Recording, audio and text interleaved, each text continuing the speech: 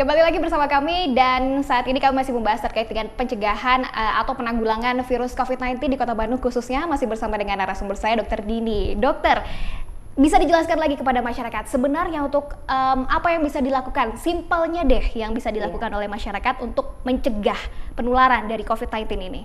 Betul, yang sebenarnya mudah sekali, yang pasti jangan panik dan tetap waspada. Kemudian lakukan, jangan lupa basuh tangan. Selalu rajin mencuci tangan dengan air mengalir dan sabun.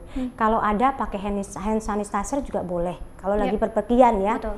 Kemudian jangan menyentuh-nyentuh area mulut, hidung dan mata. Itu saja. Kenapa dok? Kita menghindari karena itu adalah tempat penularan yang paling beresiko dari COVID-19. Kemudian pakai etika batuk bagi yang sakit, ya, pakai siku untuk batuknya, ya.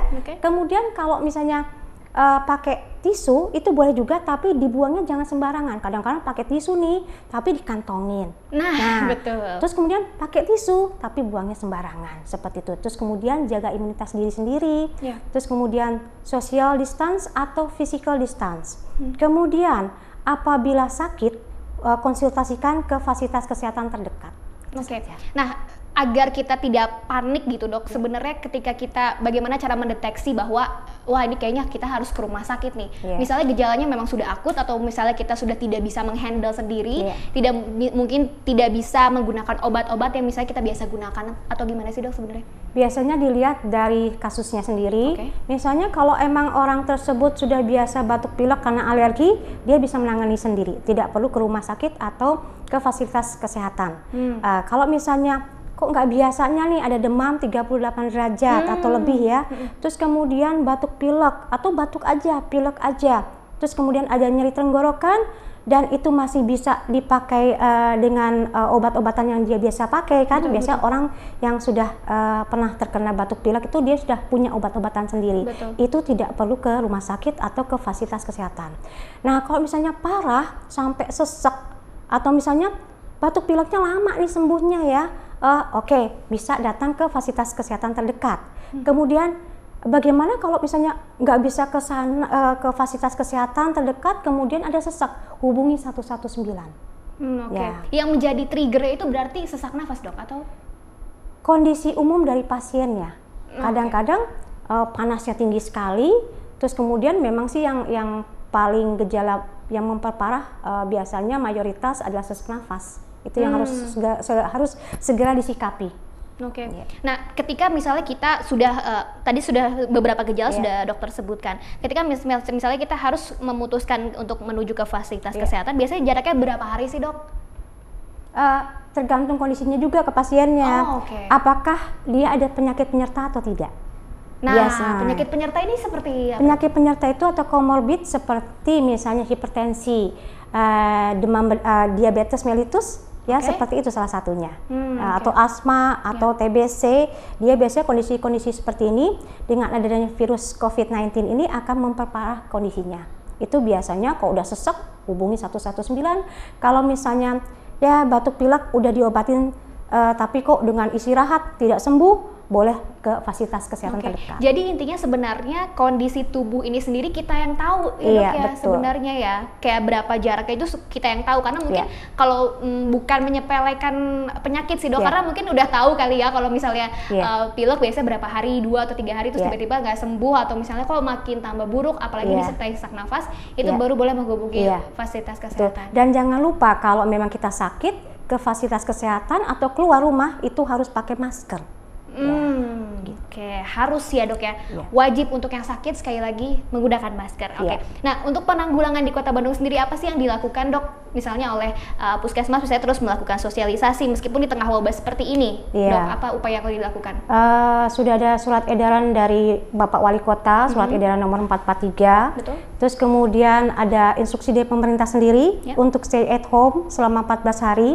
Itu memang diharapkan masyarakat mematuhinya. Untuk membantu memutus mata rantai penularan COVID-19. Kalau di Puskesmas Pagarsi sendiri dok, sejauh ini seperti apa dok masyarakat? Semakin banyak yang memeriksakan ke sana atau mungkin masyarakat semakin sadar untuk menghandle diri sendiri, mengisolasi diri sendiri dulu dokter?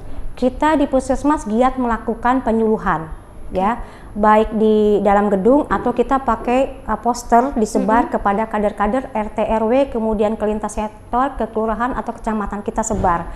Nah, di puskesmas sendiri itu kita sudah menghimbau bahwa kalau memang tidak sakit yang harus ke fasilitas kesehatan, itu di rumah saja. Kemudian kalau memang perlu bantuan tenaga kesehatan, diharapkan mereka bisa datang ke kami dengan memakai masker. Gitu. Oke, tetap ya, menjadi menggunakan masker pada saat-saat seperti ini adalah hal yang paling penting ya dok ya, karena ya kalau bukan kita lagi yang mencegah, siapa lagi ya dok ya. Ini juga untuk upaya untuk memutus mata rantai penyebaran COVID-19 khususnya di lingkungan tempat tinggal. Betul ya dok ya. Oke, nah selanjutnya dokter, kenapa sih Bapak Wali Kota Bandung ini ada mengeluarkan surat edaran kepada masyarakat dok? Jadi mengingat kondisi di Indonesia sudah merebak kasus COVID-19 ini, dihimbau untuk masyarakat untuk mengikuti instruksi dan himbauan Bapak Wali Kota, juga pemerintah, agar berpartisipasi untuk membantu memutus mata rantai penularan. Dengan apa? Lakukan PHBS. Cuci tangan yang bersih dengan sabun. Kemudian kalau memang harus di rumah, istirahat di rumah. Hindari physical distance atau kerumunan, social distance. Kemudian jangan lupa imunitas dari diri kita ditingkatkan dengan cara apa? Memakan makanan gizi yang seimbang. Kemudian jangan lupa berolahraga yang ringan-ringan aja di rumah, berjemur, jangan lupa ya. Kemudian berdoa. Oke, berjemur, kemudian juga berdoa yang paling penting. Tapi ngomong-ngomong kalau soal berjemur dok, waktu yang ideal seperti apa sih dok? Kalau di Indonesia bisa jam 10-an, nggak usah lama-lama. Ya. Tidak usah lama-lama ternyata? Kita mengangati diri sendiri aja.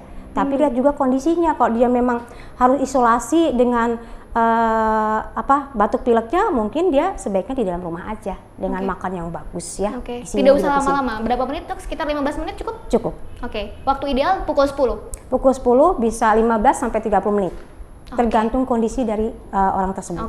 Saya penasaran dok, apakah multivitamin juga penting digunakan untuk kondisi seperti saat ini? Jangan dulu dijawab ya dok ya. Setelah yang satu ini tetap bersama kami.